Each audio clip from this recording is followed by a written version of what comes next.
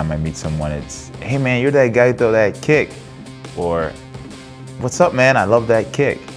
To be honest, I didn't think it would be that big of a deal, you know? To me it was just a kick because I've been doing it so long, but I guess the way I've done it, or they haven't seen it that clean, or maybe it's how I hit Adam with it, I don't know. But I didn't think it'd be that cool.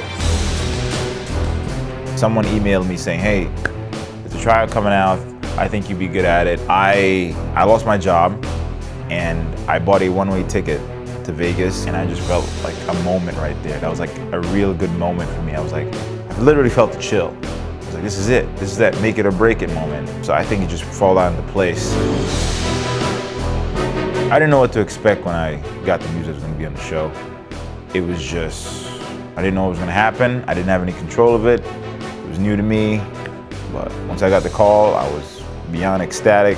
Being at the Ultimate Fighter house was the best thing ever. It was great training.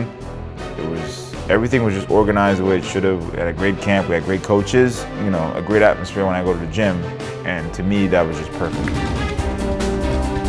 That's why with Adam, I wasn't really nervous. Plus I knew he was small and I knew it would be a good matchup because he's a stand-up guy. I threw a spinning hook kick at Adam, you know, it was like 10 seconds left. There's a couple ways of throwing a spinning hook kick, or spinning heel, or wheel kick. You know, they have the long range, like capoeira, they put the hands down, they spin.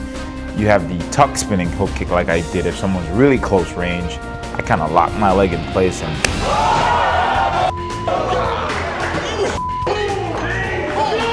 I've thrown that spinning hook kick before with old teammates in class, and I've got them all riled up a little bit, but I've held back. But that kick, I didn't hold back, and I was shooken up.